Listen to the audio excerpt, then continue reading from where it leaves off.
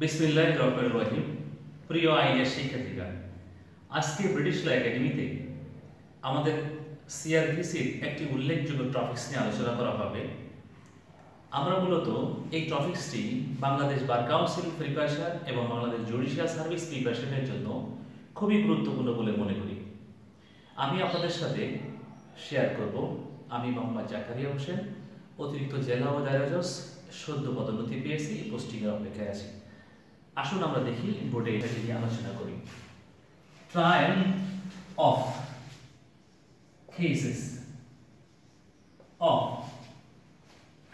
Cases in the magistrate court.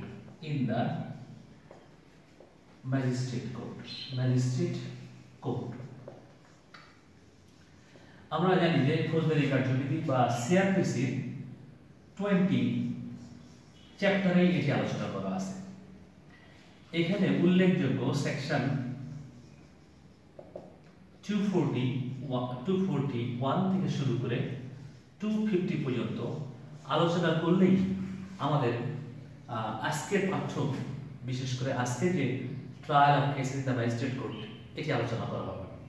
তাহলে আপনারা দেখি শর্টকাট এই সেকশনগুলোতে কি বলা আছে। সেকশন 241 এখানে মূলত বলা আছে কিভাবে ম্যাজিস্ট্রেট কোর্টে বিচার প্রক্রিয়া হয়।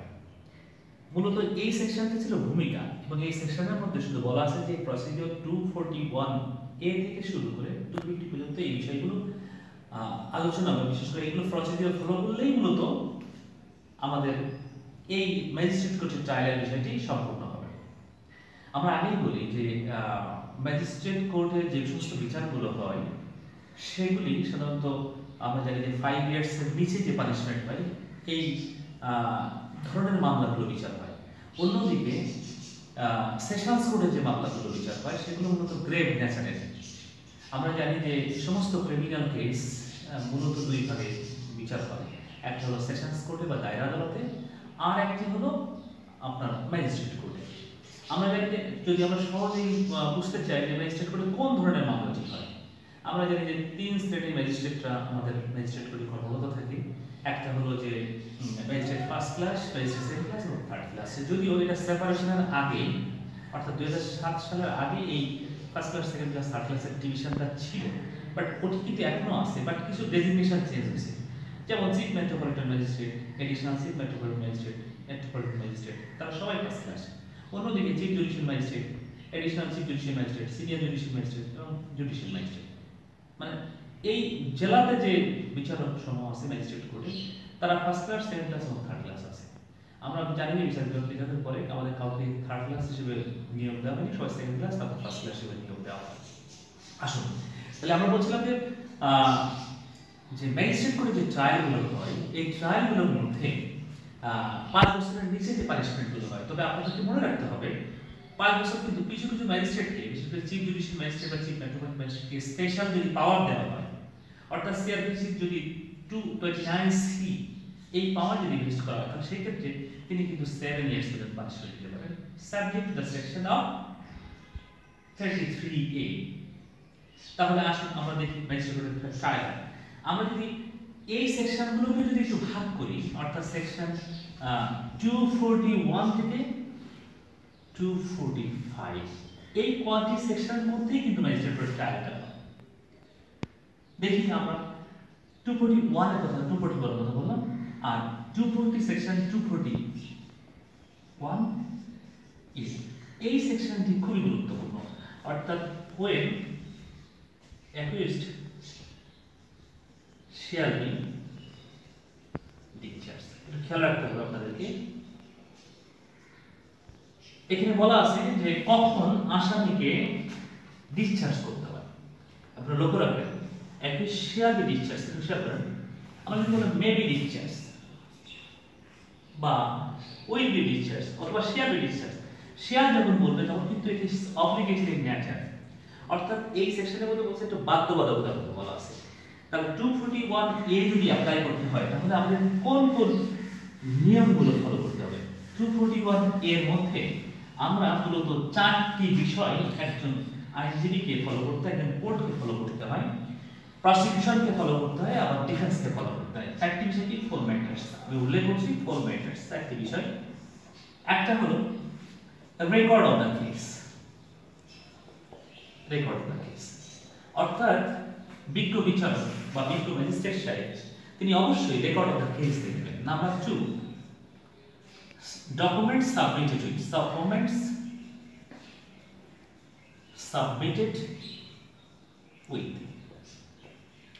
আমরা জানি রেকর্ড অফ দ্য কেস বলতে কি বোঝানো হয়। আমরা জানি যে ম্যাজিস্ট্রেট কোর্টে দুই প্রক্রিয়ায় মামলা ট্রায়ালে আসে, একটা হলো সিআর মামলা, একটা জিআর মামলা। আপনাদেরকে এটা অবশ্যই মনে রাখতে হবে। সিআর মামলা বলতে বোঝানো যে মামলাটি কোর্টে একজন ব্যক্তি নিজে থেকে করেন, অর্থাৎ ম্যাজিস্ট্রেটের সামনে অভিযোগ দায়ের করে যেটা মামলাটি করে তাকে বলে আমরা সিআর মামলা।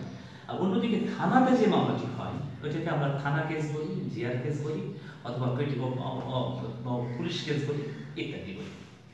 আমরা যদি দেখি যে রেকর্ড অফ দ্য কেস বলতে কি বোঝানো হয়, এটা আমরা হয়তো বুঝবো যে রেকর্ড অফ দ্য কেস বলতে বোঝানো হয় যে ওই রেকর্ডের মধ্যে যে এলিগেশনটি আছে, অভিযোগটি আছে, এটা পাশাপাশি তদন্ত রিপোর্ট। এর বাইরে আরো কিছু বিষয় থাকতে পারে যেটা আমরা ডকুমেন্ট সাবমিট করি। কোন কোন ডকুমেন্টস আছে? যেমন তাহলে সিজার লিস্ট থাকতে পারে, সিজার লিস্ট থাকতে পারে। তো সিজার লিস্টের বাইরেও আরো কিছু জিনিস থাকতে পারে, যেমন এমসি থাকে, মেডিকেল সার্টিফিকেট। তো এই বিষয়গুলো ডকুমেন্টস এর ট্রিট হয়। আমরা নাম্বার 3 তে যদি দেখি, এখানে বলা আছে যে এগুলোর এক্সামিনেশন করবেন ম্যাজিস্ট্রেট, পাশাপাশি hearing of the prosecution. Prosecution মানে হলো বাদী পক্ষকে অবশ্যই শুনতে হবে, রাষ্ট্রপক্ষকে শুনতে হবে। তারপরে ফোর্থ বলেছে যে হিয়ারিং অফ দ্য ডিফেন্স, অর্থাৎ আসামিকেও শুনতে হবে। আপনারা একটু মনে রাখবেন যে এই সেকশন 241 এ অ্যাপ্লাই করতে গেলে আমাদেরকে অবশ্যই সতর্কতা অবলম্বন করতে হবে। যিনি ডিফেন্সের লয়ার তিনি যেমন মানে এই পক্ষে, ডিফেন্সের পক্ষে বলবেন, প্রসিকিউশনও কিন্তু বলবেন তার পক্ষে। আবার ম্যাজিস্ট্রেটও কিন্তু অবশ্যই এটা ফলো করবেন। কেন ফলো করবেন? যে হিয়ারিং অফ দ্য প্রসিকিউশন তাহলে শুনলেন documents, hearing of the defence আপনি ডিফেন্সের বক্তব্য শুনলেন, কিন্তু সমস্যা একটা গেল। সমস্যা কি হলো? ডিফেন্সের পেপারসটা গ্রহণ করা যাবে কিনা, অর্থাৎ papers of the defence, papers of the accused or defence, আসামির কাগজ আপনি ফলো করতে পারবেন কিনা। এখানে এইটা হলো যে বলা হয় যে আসামির কাগজটা এই পর্যায়ে ফলো করা যাবে না। আপনাদের মনে রাখতে হবে, অনেক সময় বাংলাদেশ বার কাউন্সিল এবং বাংলাদেশ জুডিশিয়াল সার্ভিসে এই প্রশ্নটি আপনাদের সামনে তুলে ধরতে পারে যে 241 অ্যাপ্লাই করার সময় এই আসামির কাগজ দেখার সুযোগ আছে কিনা। অবশ্যই মনে রাখবেন এটা দেখার সুযোগ নাই। হ্যাঁ, আসামির কাগজ আপনি দেখবেন কখন? এট টাইম অফ 340 এক্সামিনেশন, অর্থাৎ 342 টাকা যখন পরীক্ষা হয় তখন আপনাকে দেখতে হবে। আসুন তাহলে আমরা এখানে আরো একটু বলতে চাই, 241 এর কথা যখন বলছি তখন আমাদেরকে আরেকটা বিষয় না বললেই নয়। আমাদের এখানে কতগুলো টার্ম আছে, যে টার্মগুলো আপনাদের মনে রাখতে হবে। একটা বলা আছে ডিসচার্জ, আরেকটা বলা আছে অ্যাকুইট, আরেকটা বলা আছে রিলিজ। আপনাদের দেখাতে আমি বলতে চাই যে এই শব্দগুলো কিন্তু ইনডিরেক্ট অর্থ কিন্তু সেম, যদিও ডিসচার্জ মানে হলো অব্যাহতি, অ্যাকুইট মানে হলো খালাস, রিলিজ মানে মুক্তি। তাহলে আপনি যখন ম্যাজিস্ট্রেট কোর্টে যখন মামলা যখন ট্রায়াল হয় তখন আপনার অনেক সময় ডিসচার্জ মানে কি, অ্যাকুইট মানে কি, বা রিলিজ মানে কি, এটা কোথায় ব্যবহার করা আছে? 241 এতে ব্যবহার করা আছে ডিসচার্জ।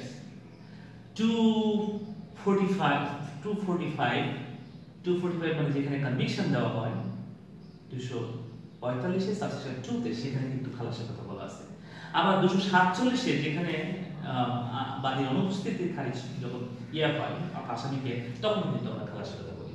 যদি মামলাটি উইথড্র হয় 248 তাহলে সেখানে কিন্তু খালাসের কথা বলা আছে বা অ্যাপিলের কথা বলা আছে। আর এই রিলিজের কথা বলা আছে 249 এ, সেখানে বলা স্টপ দ্য প্রসিডিং। জিআর মামলাতে ম্যাজিস্ট্রেট করে যদি বাদী পক্ষ বা রাষ্ট্রপক্ষ যদি সাক্ষী না নিয়ে আসে তাহলে সেই ক্ষেত্রে মামলার প্রসিডিং স্টপ করার সুযোগ আছে। আসুন এরপরে আমরা একটু আরেকটা জিনিস আমি বলতে চাই, 241 এর মধ্যে বিজ্ঞ বিচারক যখন ডিসচার্জ করবেন তখন অবশ্যই রিজনিং দিবেন। রিজনিং মানে কি বলুন তো আপনারা? রিজনিং মানে হলো যুক্তি, এই যুক্তি দিতে হবে। চার্জ ফ্রেম করলে কিন্তু যুক্তি দিতে হয় না, কিন্তু ডিসচার্জ করলে অবশ্যই যুক্তি দিতে হবে। সেকশন 242 তে বলা আছে চার্জ ফ্রেমিং এর কথা বলা আছে। Charge framing, look, charge framing যখন মেটেরিয়ালস আর अवेलेबल বা মেরিট হ্যাজ বিন এক্সিস্টেড আর ফাইনাল থিসিস মেক আউট, তো এখানে কি করতে হয়? যখন আমরা দেখি যে চার্জ ফ্রেমিং করার মতো উপাদান বিদ্যমান, তখন আমরা এই 242 তে চার্জ ফ্রেম করি। চার্জ ফ্রেম করার সময় আমরা আসলে বলে থাকি XYZ আপনি ইংরেজি অমুক তারিখ অমুকটার সময় এই অন্যায়টি করেছেন, এটা আমার আদালতে বিচার হবে। আপনি বলুন আপনি দোষী না নির্দোষ, তখন তিনি বলেন আমি, যদি বলেন যে আমি দোষী তাহলে একটা প্রসিডিউর, যদি বলেন আমি নির্দোষ দেন আমরা আরেকটা প্রসিডিউর ফলো করি। এখন আসি এই চার্জ ফ্রেমিং এর কথা 242 তে বলতে হয়। সেকশন 243 এইখানে বলা আছে যদি বলা হয় যে আপনি কি দোষী নির্দোষ, যদি বলা আমি দোষী, তখন 243 তে বলা আছে conviction on guilty pleat. Look, guilty pleat অর্থাৎ যদি দোষ স্বীকার করে, দোষ স্বীকার যদি করে তাহলে সেই ক্ষেত্রে আমরা সেকশন 243 তে আমরা কনভিকশন দিয়ে থাকি। এখানে বলা আছে যে দোষী, তবে এখানে একটা লিনিয়ার ভিউ আমরা নিয়ে থাকি। যদি সিলি মেটার হয় তাহলে পানিশমেন্ট আমরা কম দিই, যদি গ্রেট নেচার হয় তাহলে সেই ক্ষেত্রে আমরা কিন্তু পানিশমেন্টটা একটু স্ট্রং দিতে পারি। তবে এটা ট্র্যাডিশন যে দোষ যদি কেউ স্বীকার করে তাহলে লিনিয়ার পানিশমেন্ট দেওয়াটাই বুদ্ধিমানের মতো কাজ। তাই আমরা বলছিলাম কনভিকশন হয় যদি দোষ স্বীকার করে, আর যদি দোষ স্বীকার না করে তাহলে প্রসিডিউরটা হলো সেকশন 244। এই 244 এর ভিতরে বলা আছে procedure when no admission is taken place। তাহলে এখানে বলছে স্পেসিফিক্যালি যদি দোষ স্বীকার না করে তাহলে এই ক্ষেত্রে সাক্ষী আনার কথা বলা হয়েছে। আমরা যদি লক্ষ্য করি তাহলে 244 এ এখানে স্পেসিফিক্যালি বলা আছে যে জিয়ার মামলার ক্ষেত্রে সাক্ষী নিয়ে আসবেন রাষ্ট্রপক্ষ, অর্থাৎ পুলিশ নিয়ে আসবেন, আর সিয়ার মামলাতে নিয়ে আসবেন বাদীপক্ষ নিজে। লক্ষণীয় 244 এর সাবসেকশন 2 এবং 3 তে বলা আছে যদি এমন কোনো সাক্ষী থাকে যে সাক্ষীটি আদালতের সামনে অথবা আসতেছে না, অনেক সময় দেখা যায় চেয়ারম্যান মেম্বার অথবা গুরুত্বপূর্ণ ব্যক্তি যদি সাক্ষী হিসেবে মানা হয় এবং তারা অনেক সময় আসতে চায় না এবং সাধারণ মানুষের কথা শুনতে চায় না, অনেক সময় কোর্টের কাছে আমরা শুনে থাকি যে ভিকটিম এসে বলছেন বা বাদী এসে বলছেন যে আমাদের এই ব্যক্তিকে একটু আনা প্রয়োজন। প্রিয় শিক্ষার্থীরা মনে রাখতে হবে যে মামলা ফাইট করতে গেলে এগুলো কিন্তু উদ্ভূত পরিস্থিতি অবশ্যই মোকাবেলা করতে হবে। তখন আদালতের সামনে একটা পিটিশন দিতে হবে, আদালত সেখান থেকে তাকে অর্থাৎ আদালত তাকে সমন দিবেন অথবা গ্রেফতারি করানো বা যে প্রসিডিউরকে ফলো করে সেটা করবে। 244 সাবসেকশন 2 এবং 3 তে বলা আছে এই গুরুত্বপূর্ণ ব্যক্তি চেয়ারম্যান মেম্বার অথবা গুরুত্বপূর্ণ ব্যক্তি সম্মানিত ব্যক্তি যদি কোর্টে আসেন তার খরচাটা জমা দেওয়ার কথা বলা হয়েছে, এইভাবে সাক্ষী নেওয়ার কথা বলা হয়েছে। আমরা একটু যদি ফলো করি যে 244 এ যখন সাক্ষী শেষ হয় তখন প্রসিডিউরের কথা বলা আছে 245। এখানে দুইটা সেকশন, দুইটা এরিয়া আছে, একটা হলো 1 এবং 2। এখানে বলা আছে যে 245 এ মূলত 1 এ বলছে যে যদি আসামি যদি সাক্ষ্য প্রমাণে যদি প্রমাণিত হয় ইজ নট গিলটি, তখন তাকে বলছে খালাস দেওয়া, অ্যাকুইট। এই কথাটা ওই যে অ্যাকুইট বলছিলাম, খালাসের কথা, এই অ্যাকুইট কথা ইউজ করা যায়। আবার যদি কাগজপত্র বিবেচনায় সাক্ষ্য প্রমাণের বিবেচনায় যদি কনভিক্টেড হওয়ার সম্ভাবনা থাকে বা কনভিকশন হয় তাহলে 245 সাবসেকশন 2 তে তাকে কনভিকশন দিতে হবে। তবে সেখানে কিন্তু একটু লিজু বলা আছে subject to the question of 349। যদি ওখানে 349 এর কথা বলেছে, যদি ম্যাজিস্ট্রেট মনে করে সিরিয়াল পানিশমেন্ট দিতে হবে তাহলে সেই ক্ষেত্রে একটা প্রসিডিউর ফলো করতে হয়। ঠিক আছে, আমরা আসি এখানে 245 এ আমাদের বলা আছে যে কিভাবে খালাস দিতে হবে, কিভাবে কনভিকশন দিতে হবে। এবার আমরা আসি এর মাধ্যমে কিন্তু মূলত ম্যাজিস্ট্রেট কোর্টে মানে বিচারের প্রক্রিয়াটা শেষ হয়ে যায়, কনভিকশন অথবা খালাস দিয়ে তো শেষ হয়ে যায়। তাহলে পরবর্তী সেকশনগুলো বলা কি বলা আছে 247 একটা সেকশন আছে 247 246 সেকশনটি ডিলিট করা অর্থাৎ অমিট করা, অর্থাৎ রেকর্ডে আমাদের সিআরপিসি তে নাই। 247 এ বলা আছে যে যখন when complainant is absent complainant is absent যদি বাদী অনুপস্থিত থাকে তাহলে সেই ক্ষেত্রে তার সাবসিকুয়েন্ট রেজাল্ট কি আমরা যেখানে বলা আছে 247 এর কথা বলা আছে 247 স্পেসিফিক্যালি বলা আছে 247 where someone has been issued on complaint তাহলে কমপ্লেইন্ট কেসের ক্ষেত্রে বলা আছে এবং where the complainant is absent যেখানে বাদী অনুপস্থিত তাকে সমন দেওয়া হয়েছে এরপরে উনি আসেন না এবং it is a date fixed for hearing এবং এটা হিয়ারিং এর জন্য ফিক্সড আছে যদি এই ক্ষেত্রে যদি বাদী না আসে তাহলে সেই ক্ষেত্রে আসামিকে অ্যাকুইট ওই যে শব্দটি বলছিলাম খালাস দেওয়ার কথা এই 247 এও অ্যাকুইট করার সুযোগ আছে আসামিকে তবে এখানে একটা ডিবেট কোশ্চেন একটা প্রশ্ন থাকে সবার মনের ভিতরে ওই দিকে আসামির উপস্থিত থাকার প্রয়োজন আছে কিনা আমাদের সিআরপিসি কিন্তু 247 এ বলা নাই যে আসামিকে উপস্থিত থাকতে হবে এখানে বলা আছে যদি বাদী অনুপস্থিত থাকে সিআর মামলায় বাদী যদি অনুপস্থিত থাকে তাহলে সেই ক্ষেত্রে এই প্রসিডিউর ফলো করতে হয় তবে কোনো বাদী যদি সরকারি কর্মকর্তা হয় তাহলে এই সেকশনটা অ্যাপ্লাই হবে না অ্যাপ্লিকেবল হবে খেয়াল করতে হবে মনে রাখতে হবে এবার আসি 248 এ কি আছে আমরা জানি 248 সেকশন 248 এই সেকশনের মধ্যে বলা আছে withdrawal of